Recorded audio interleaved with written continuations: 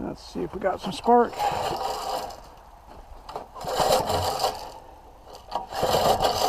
Yeah, I don't see anything. So that's not good. I actually converted this over from points to an electronic ignition, hoping not to have these problems. See how well that worked out.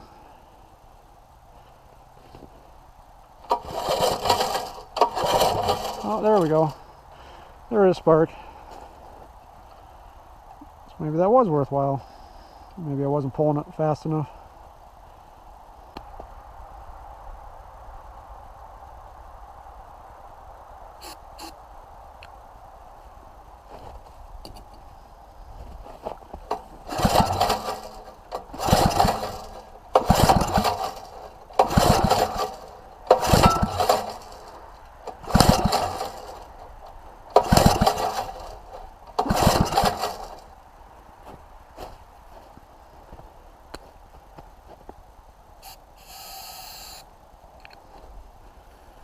This is kind of a thirsty engine, so it might like a lot of starting fluid.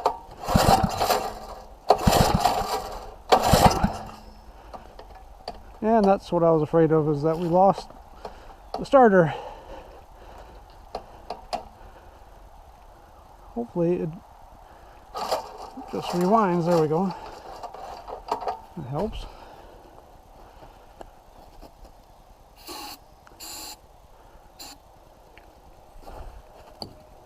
Well, we have spark and we should have fuel.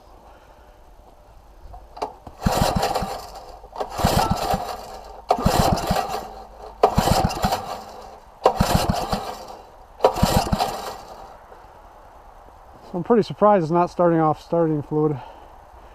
The other option is to pour some fuel down into the spark plug hole.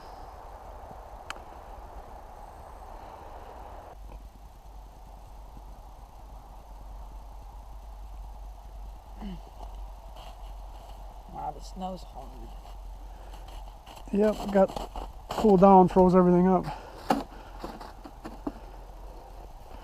Should stay that way until next week. I think we got one warm day and then it's going to get back down into the 20s again.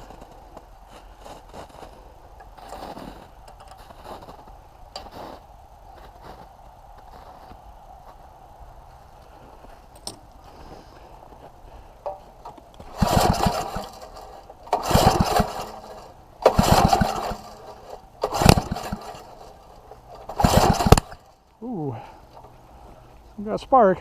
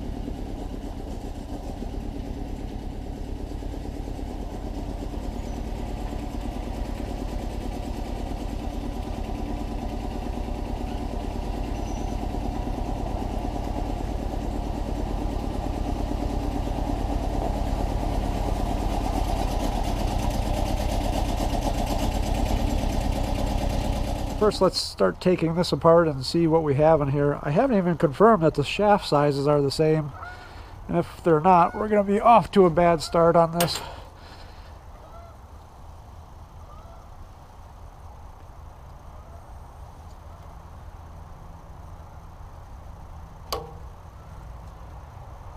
Get this, I believe, is a master key removed, so we can get our chain apart.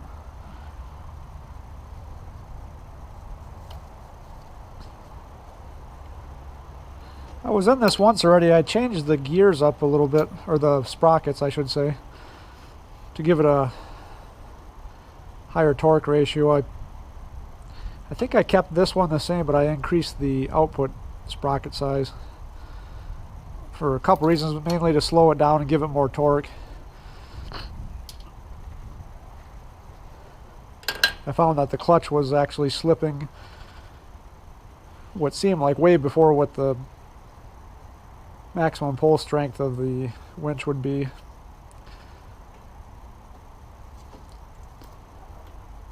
And it seemed to be more in line with what I expected after that. And now I have to see what my dad did here. I'm not overly familiar with this particular clutch. It appears that this should just come off once I take this collar off, but we'll see.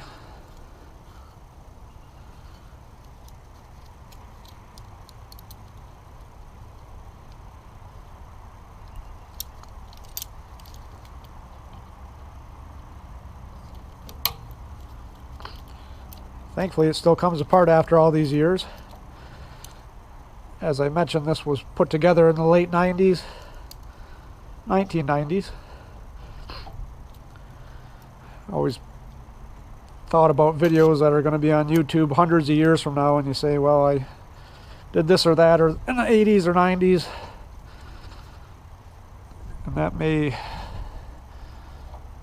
not be evident which millennium it's in, or century. I don't know if there's more than one set screw. Let's take a look at this. Looks like just one. See, our bolts are loosening up here too. I'll have to get in there and tighten those down. But first, the collar needs to come off. And I guess we'll get a screwdriver and see if we can pry that off there.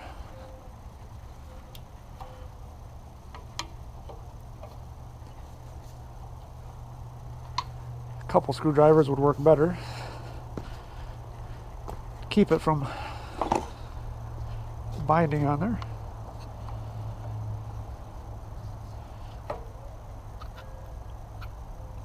I'm hoping to reuse the key and the collar and the whole 9 yards here. I don't know if the shafts are the same length. I think this motor actually has a longer shaft on it.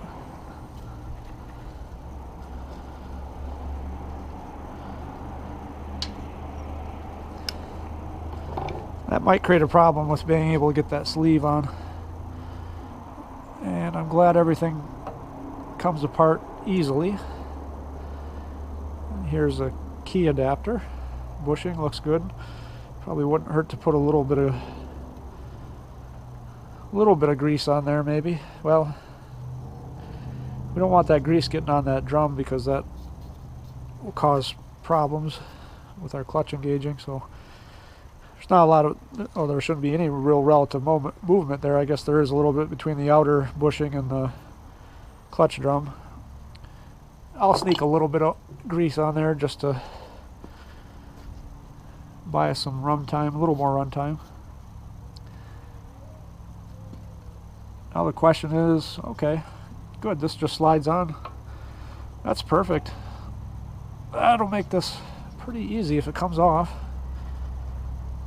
Which it looks like it's gonna. Perfect. Key is in there. Now, the shaft size is the same.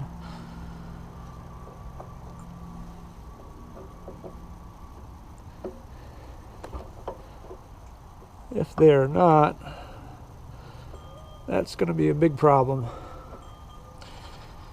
I really hope it's not a metric shaft size. I believe it's advertised as a 3/4 inch. It looks like it almost fits,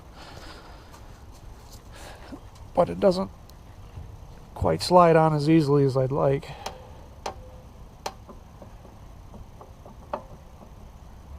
Yeah, not liking the looks of this so far.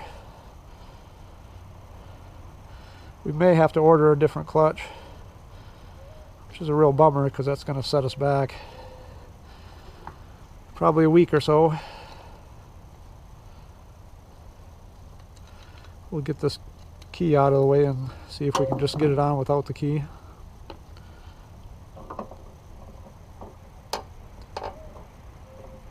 Yep, that's a different size.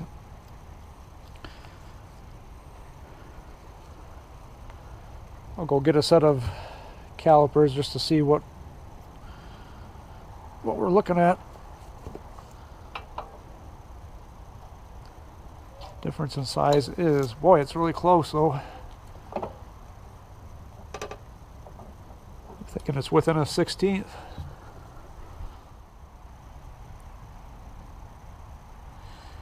If this is a 3/4 inch shaft, it's quite a bit over. I'm showing about 0.783.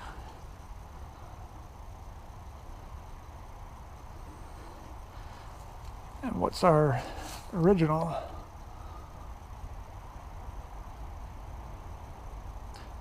Yeah, there's your 3/4 inch shaft. It's about 30 thousandths over. That's pretty disappointing.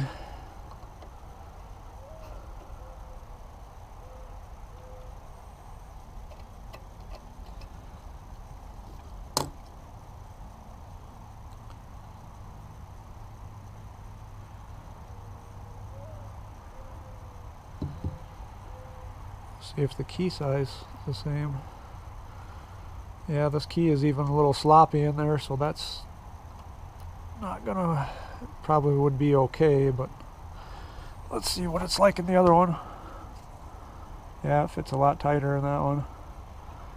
So the key size is off, shaft size is off.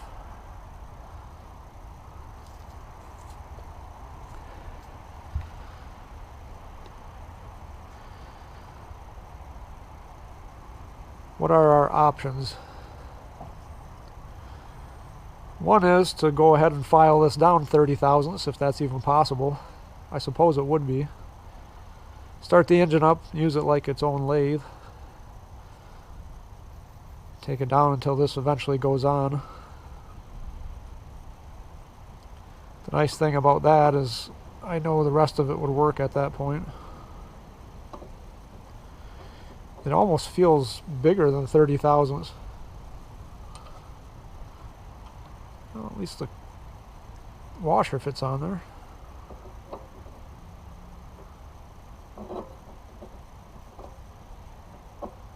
But the clutch itself is not going to go. The other option is to drill this out, but I don't have drills that size that are going to give us a nice fit on there.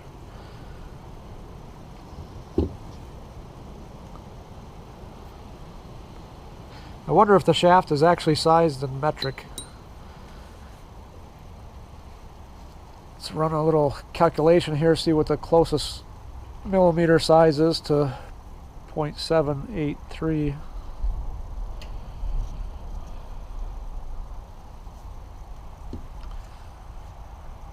.783 times that by 25.4.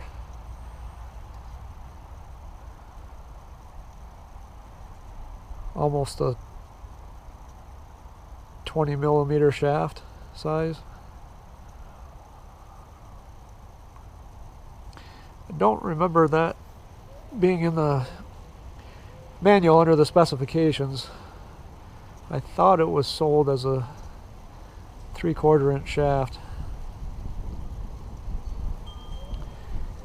And taking 30 thousandths off of here with a file is probably going to take some time. This is most likely a hardened shaft, but a grinder would do it in a heartbeat. Not sure if I want to do that or not, but a grinder would work pretty well. If I can clamp it down and keep it from bouncing around, I could probably run a grinder on there good enough to get this to go on and still have a snug fit. I think that's what I'm going to do, because I don't know how easy it's going to be to find a clutch with that 20 millimeter shaft diameter.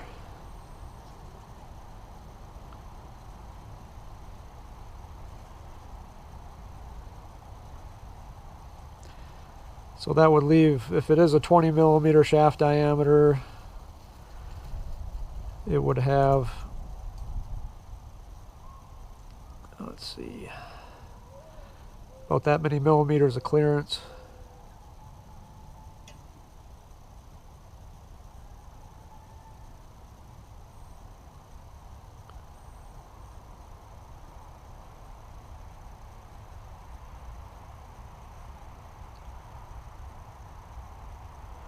The wrong way there, so it's about, yeah, 4.5 thousandths of clearance on a 20 millimeter pulley or whatever you happen to put on there.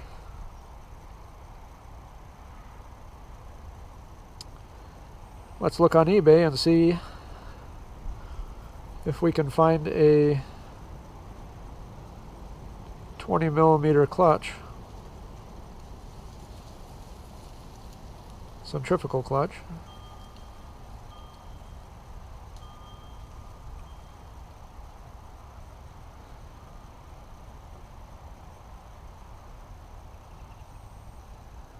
Yeah, they're there for not that much.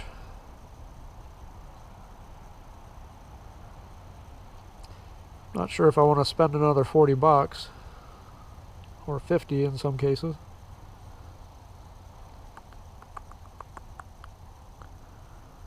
But it looks like it's either that or I take and grind the shaft down.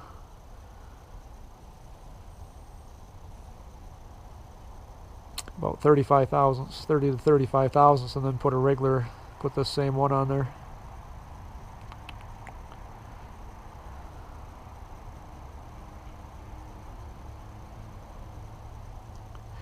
I think I'm going to opt to grind the shaft, and then we'll have a true 3/4 inch shaft that'll be ground, which means it won't be a true 3/4, but it'll be close enough for what I'm doing. We'll get this locked down and start doing a little grinding.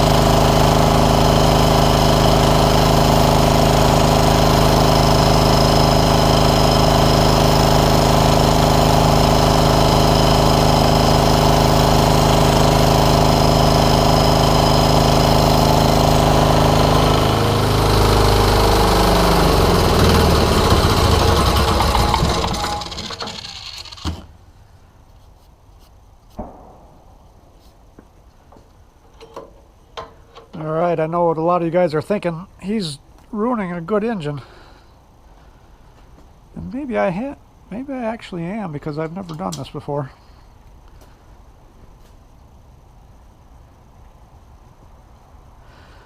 The alternative is I'm saving myself 40 bucks.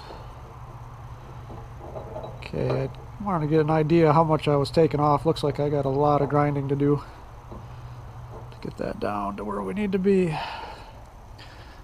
So we'll pour the coals to her and take it down. Just got to be careful I don't go down too much, because I can't get that back. And getting it consistent across there is also going to be tough.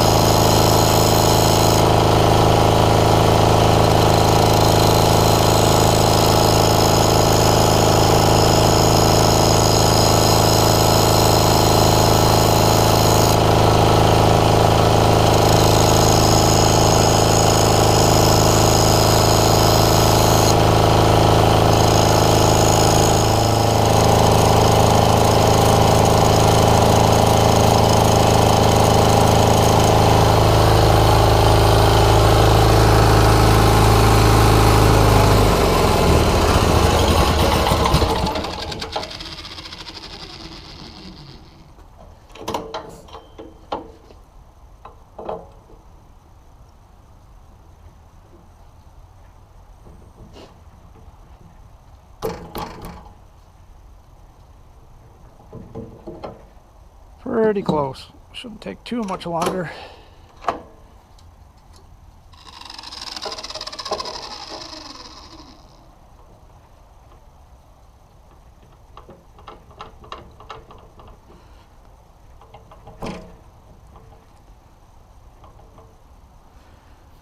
It's pretty much what we want. Looks like I'm going to have to take a little bit off towards the shoulder of the shaft just to get it to be able to butt up there, but I definitely don't want to take any more off. It's pretty tight, it's pretty snug at the same time, or right where I want it to be. But we'll need a little bit more to be able to push it on all the way.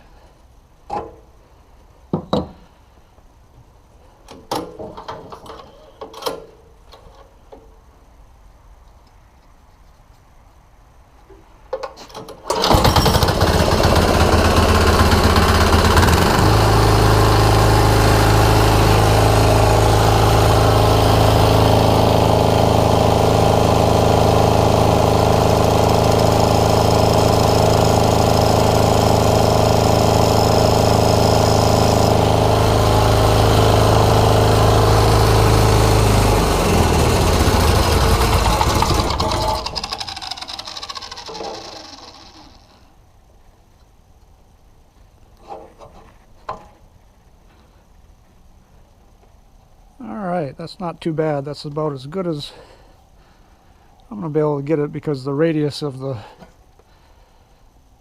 wheel is going to start causing a little bit of issue in there.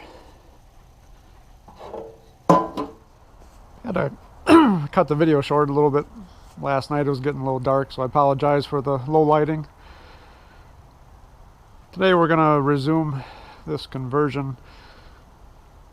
As you can see, the diesel engine, even though it is fairly small, it still is quite a bit bigger than the Briggs & Stratton 4-horse gas, of course, which is not unusual, and thankfully it's as small as it is, which will allow us to get close to what we want. Unfortunately, as I mentioned earlier, the oil dipstick is going to be in the way of the bearing mount. It's causing me to have to shift the engine forward a little bit, which is starting to create a problem with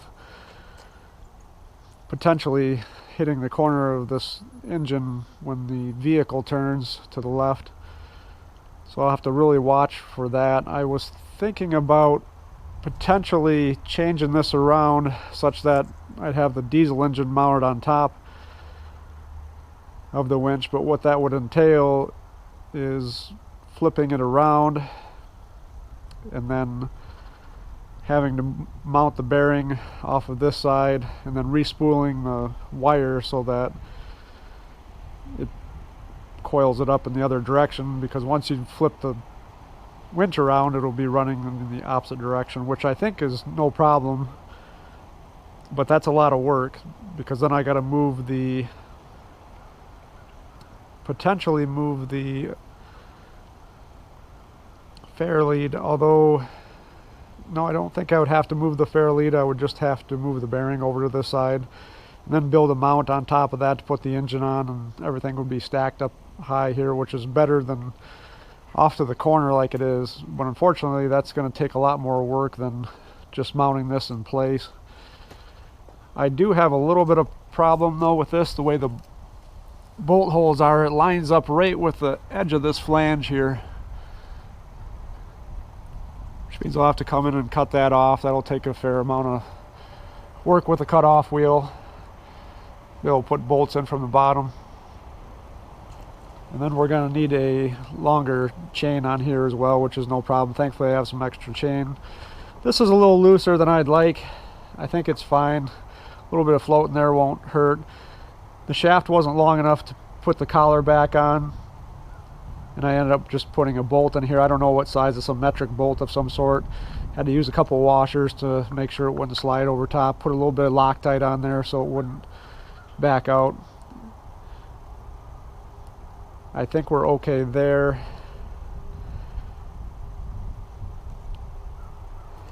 And we're coming off the mount here a little bit too, as you probably noticed. And we'll just put we'll weld a little piece of metal on there so we can put our holes in it. And that's the next step. I may actually end up going to the over-under design, as I explained a little bit earlier, once this is done and I see how much room I have when I make a corner, because it's getting tight. It was tight with that engine on there as well, and it's even closer now. I know when I put my tailgate down, it may not even clear that anymore, especially if the vehicle's turned to the left to some extent. We'll go ahead and extend our ramp out here a little bit, get some holes in here, and get the chain on, mount it up, and see if we can get up and running and see where we're at. I have a job tomorrow going to get a couple older Johnson snowmobiles, hopefully, and this will come into play, so I really want it working for tomorrow. That's one of the reasons too I'm not going to take the extra time to try and do the over-under mount, because that's probably going to be most of the day for me, and we'll just see how this works. If it doesn't, we'll go ahead and switch things up, make it a little bit better. I think we pretty much got it where we wanted it to be. Mounting came out pretty good. I had to add a little piece in here, but it turned out to be a little bit bent, the steel, unfortunately.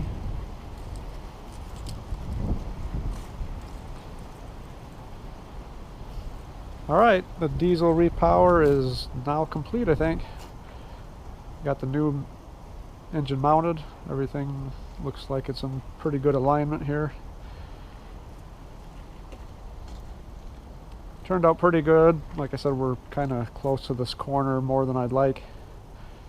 And if it ends up being a problem, we'll go ahead and move it. The dipstick, although it's tight in there, I did leave enough room to hopefully pull it out. It's the first time I'm trying it, so since I put it in, I think there's enough room. It's going to make it tough to fill, but at least it can be checked. And with a combination of funnels and or hoses, we'll be able to figure out something for getting some new oil in there, or added if needed. In worst case scenario, we pull it off. Drain plug's down here. Of course, all the oil is going to go on the mounting plate. Not anything we can't wipe off. Let's go ahead and give it a start. Gotta make sure it's disengaged, otherwise it will start to bunch up on me. I had it running, so it should start right up.